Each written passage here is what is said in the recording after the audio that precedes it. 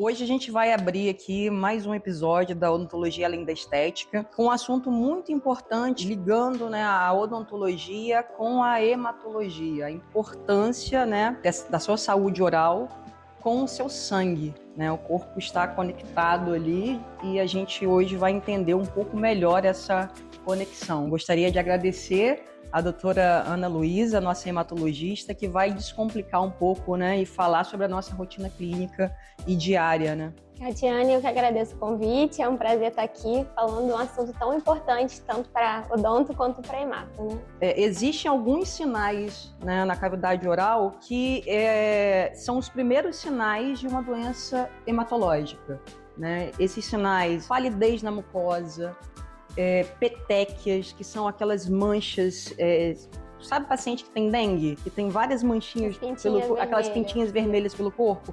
A mucosa fica cheia daquelas manchinhas também. A queilite também, aquele machucadinho que fica na beirada do lábio, principalmente anemia carencial, Falta de ferro, vitaminas. Temos ali alteração no tamanho da língua, que é glossite, Isso, exatamente. A gente tem também a língua sem papila, também nas deficiências carenciais. A hiperplasia gengival, que em pacientes com leucemia, por exemplo, É muito comum, que é o aumento, o volume da sua gengiva, sem uma causa aparente. Então, esses sinais a gente indica, o paciente a procurar um hemato para poder a gente investigar as causas ali daqueles problemas. Até assim, quando a gente vai avaliar, nas próprias doenças, distúrbios hemorrágicos, a gente vai avaliar aqueles desafios hemostáticos que o paciente teve,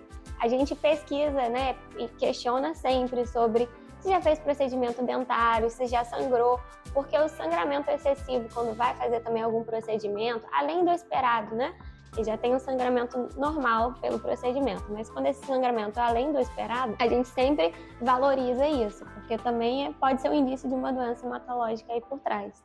E, em contrapartida, os pacientes que já estão diagnosticados e precisam do tratamento, a gente faz essa intervenção, e tenta fazer um tratamento mais conservador possível, mas em pacientes que precisam, por exemplo, de uma extração, a gente vai avaliar ali e fazer um procedimento com técnicas cirúrgicas para diminuir esse sangramento local ali, com hemostáticos, com suturas de primeira intenção. Então, esse trabalho em conjunto, esse bate-papo com o hematologista, a gente consegue traçar um plano de tratamento mais adequado para aquele paciente, para minimizar os riscos que ele tem durante o tratamento odontológico. Com certeza, assim, acho que a interconsulta da hemato e odonto é muito importante.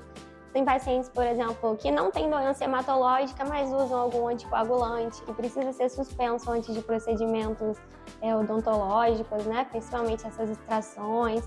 Então depende muito do anticoagulante, Agora tem esses novos anticoagulantes orais, a gente tem que atentar à suspensão alguns dias antes do procedimento. Tem pacientes que usam varfarina, Você deve estar bem acostumada também com isso. Sim, e aí a gente avalia também o que é melhor naquele momento, a suspensão ou o manejo, nosso ali, e manter a medicação e fazer procedimentos ali mais adequados para minimizar os efeitos colaterais daquela medicação, Então, esse bate-papo, e a gente vem falando isso aqui, eu acho que em todos os episódios a gente fala sobre isso, a importância desse bate-papo com o médico, justamente para a gente adequar o melhor tratamento para aquele paciente, naquelas condições que ele tem ali. Às vezes o paciente fica até meio bravo, que você tem que postergar o procedimento, e aí fica assim, um pouco sem entender. Então, às vezes é falta de orientação mesmo. A gente tem que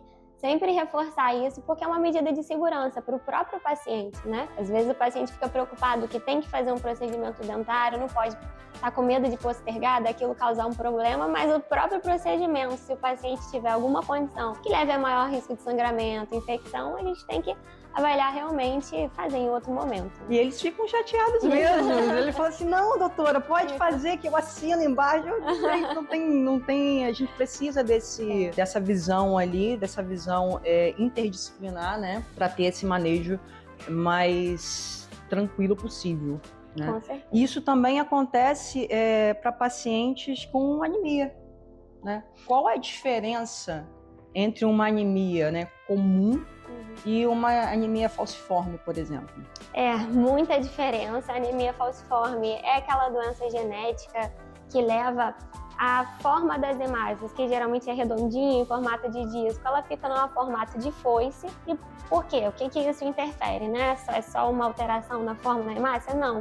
Essa hemácia, na verdade, ela fica muito mais sensível a qualquer estresse e ocorre o que a gente chama de hemólise, é uma destruição precoce dessas hemácias. E isso pode acontecer em vários órgãos, então levar a vários problemas, né? O paciente com anemia falciforme, ele tem que ser acompanhado por vários profissionais diferentes e a saúde bucal também interfere muito nisso, né?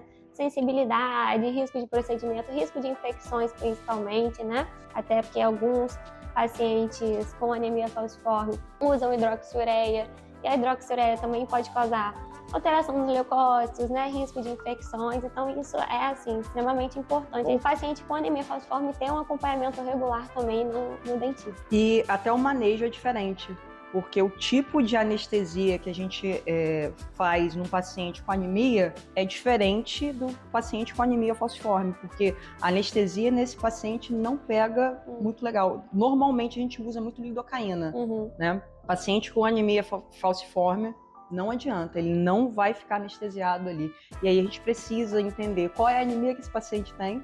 E às vezes ele fala, tem uma anemia, mas não sabe explicar, não sabe... não faz o tratamento adequado e a gente precisa investigar isso até por uma questão básica, né? Vou fazer uma anestesia ali e a anestesia não vai pegar bem, o paciente vai ficar sentindo dor, vai ficar mais estressado, vai fugir do tratamento e ele não pode fugir do tratamento, porque ele precisa, né, manter a saúde ali em dia. Até no consultório também, quando chega algum paciente e fala, eu tenho anemia há muitos anos, e aí os médicos tentam tratar com ferro, não resolve. E às vezes nunca houve uma real investigação por trás dessa anemia. E é importante a gente saber, porque tem anemias que vão causar algum problema, né, no futuro, que podem piorar. Outras anemias que vão ficar sempre estáveis e nunca o paciente vai evoluir com sintomas. Então é importante a gente saber qual que é o tipo de anemia também. Isso interfere, né, em todos os cuidados. O paciente às vezes chega no consultório, também tem isso, ele chega no consultório, ele tem anemia e ele não fala sobre isso porque ele tem medo de não fazer o procedimento. Isso é muito comum também acontecer. E a gente precisa dessa informação para poder ter um manejo correto durante o procedimento, porque vai ocorrer um sangramento maior naquela região, você vai ter dificuldade de cicatrização daquela área, então é importante avisar o dentista, né, qualquer médico, né, não omitir essa informação. Com certeza.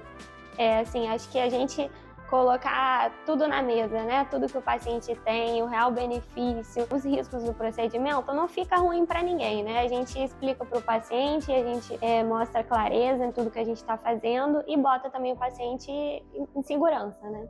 Que é o mais importante. Falando um pouquinho mais sobre anticoagulantes, né?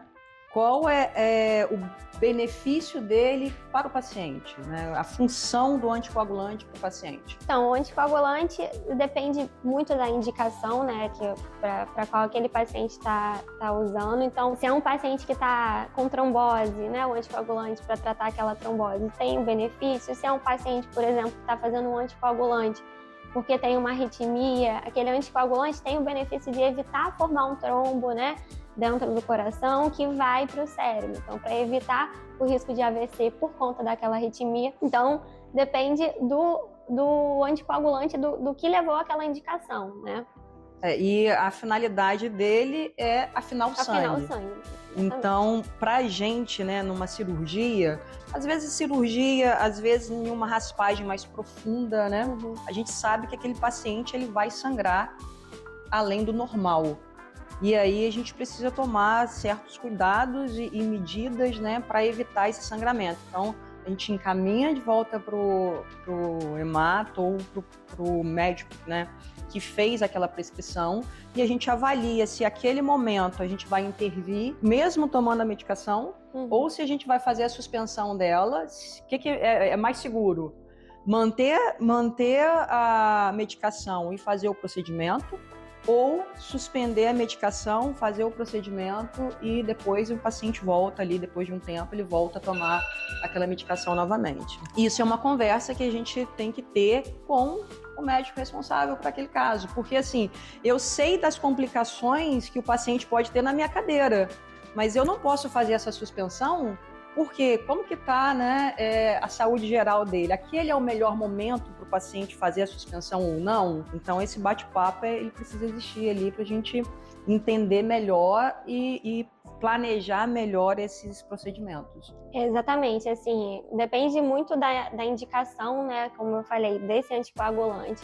Se é um paciente de muito alto risco para evoluir com um AVC, por exemplo, tem que principalmente falar com o cardiologista para avaliar se existiria um risco dessa suspensão, né? Embora seja momentânea, por poucos dias, mas mesmo assim é importante a gente pensar nisso, né? Porque às vezes a gente pensa, pode ser só aquele dia ali do procedimento, logo depois vai voltar, mas e se o procedimento tem alguma complicação, esse paciente precisa ficar mais tempo sem um anticoagulante do que seria esperado, ele pode acabar sendo colocado em risco também de outras complicações, né? Se é um paciente, por exemplo, que está tratando uma trombose, será que não dá para aguardar, terminar esse tratamento, né? Ou se é um paciente que tem trombose, mas vai ter que usar esse anticoagulante por tempo indefinido, por conta de algum risco alto de recidiva da trombose, né? Então, preparar o melhor momento para esse paciente ser abordado. E, claro, depende também da medicação, né? Principalmente aí a gente falando da varfarina, né? Que todo mundo conhece talvez como Marevan, que é o nome comercial, mas a gente fala varfarina. Esse paciente, como é que tá o INR dele, né? Ele está dentro do alvo? Será que a gente pode fazer esse procedimento agora?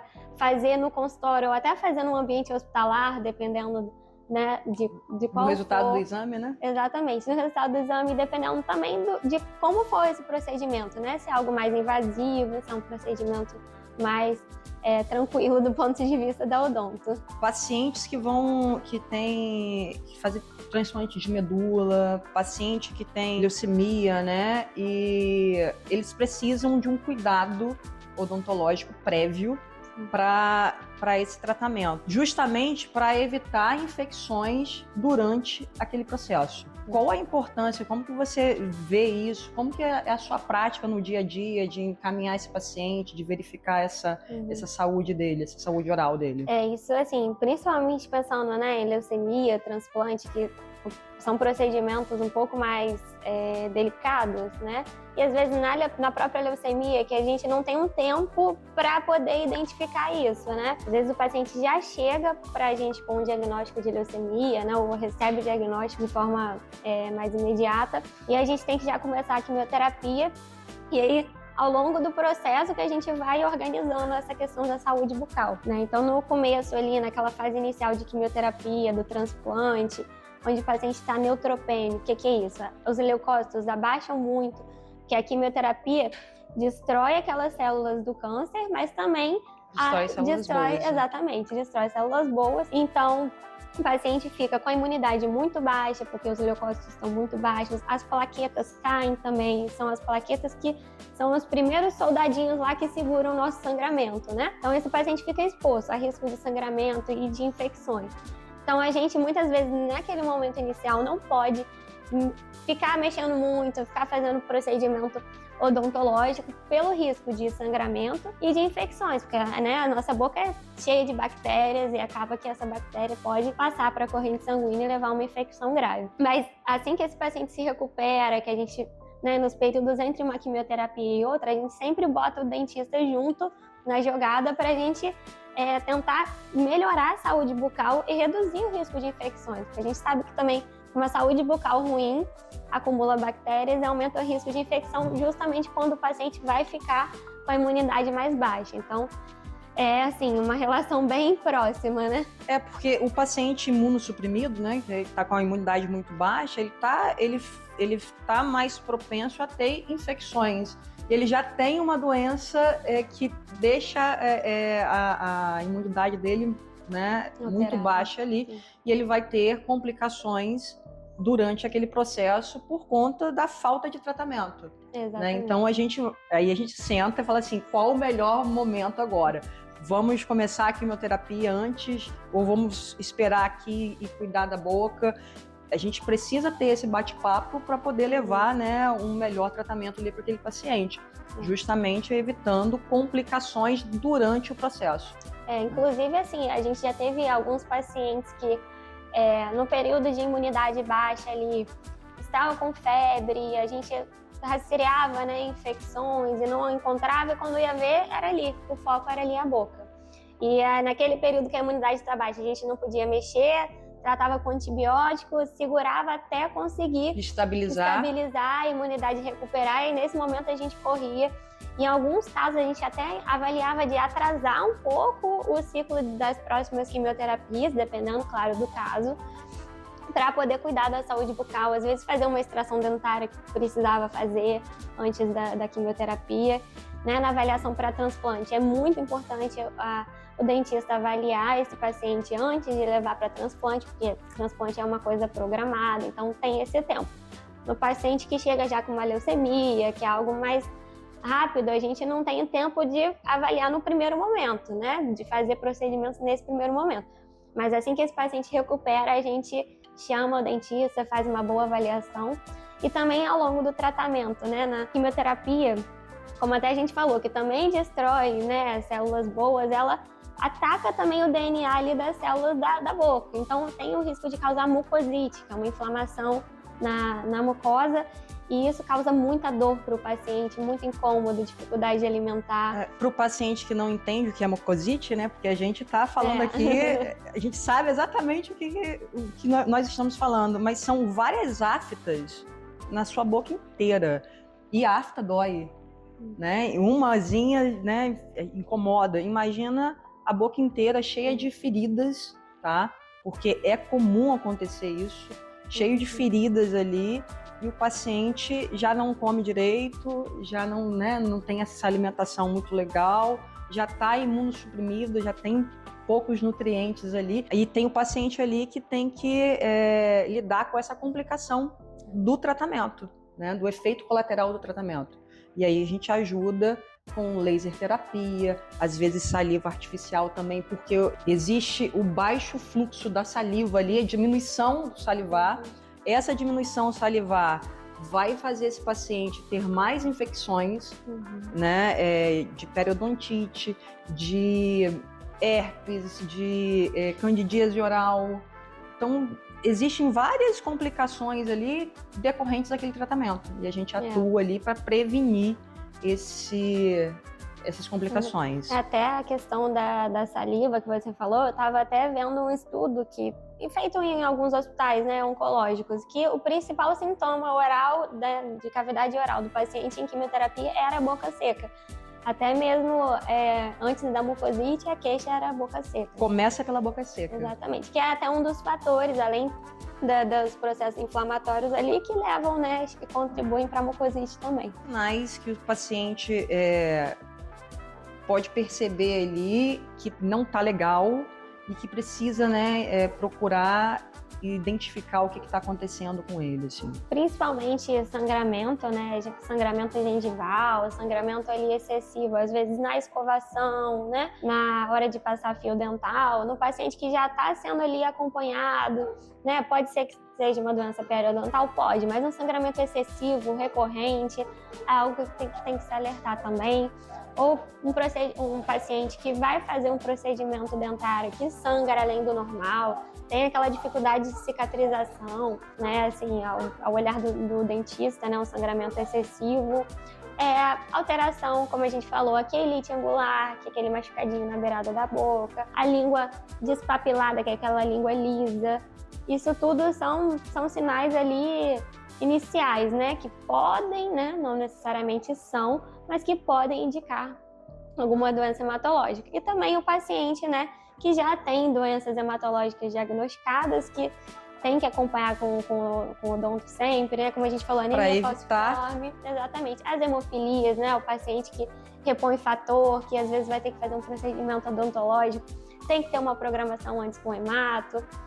Outras doenças que podem sangrar, por exemplo, púrpuras, né? Que é quando a plaqueta baixa. Doença de von Willebrand, que é um nome estranho, mas é uma doença que também pode aumentar ali o risco de sangramento. Então, não só quem tem esses sintomas, mas quem já tem várias condições hematológicas, né, tem que ter esse acompanhamento bem próximo. Para evitar infecções, né, odontológicas ali, que vai piorar o quadro dele. Com certeza, infecções, sangramentos, né, e qualquer risco também de um procedimento odontológico, que seria tranquilo, né, aparentemente, e evitar também desfecho ruim, complicações e tudo mais. É importante também a gente falar com o paciente que não é assim, procurar a causa do sangramento, porque a gente fala assim, sangramento gengival, mas o sangramento gengival, ele pode ser pacientes com doenças periodontais, ele vai ter um sangramento maior ali.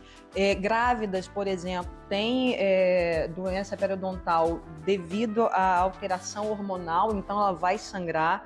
Às vezes o paciente tem ali uma ferida na boca que pode sangrar também. Então, assim, não é qualquer sangramento. Na verdade, o sangramento, ele tá te alertando que ali tem algum problema e a gente precisa investigar. Não estou falando que todo sangramento gengival está relacionado a doenças hematológicas, mas a gente precisa entender o porquê que está causando aquele sangramento. Entendendo, a gente fala, opa, não tem uma boa higiene oral aqui, não é por periodontite? Ok, esse paciente faz uso de alguma medicação? Não faz. Então, a gente começa a investigar ali e encaminhar esse paciente, né, para começar a entender a causa daquele sangramento. Se é um sangramento recorrente, né, um sangramento espontâneo, ou seja, não foi induzido por escovação, por nada, mas tá ali, sempre sangra um pouquinho,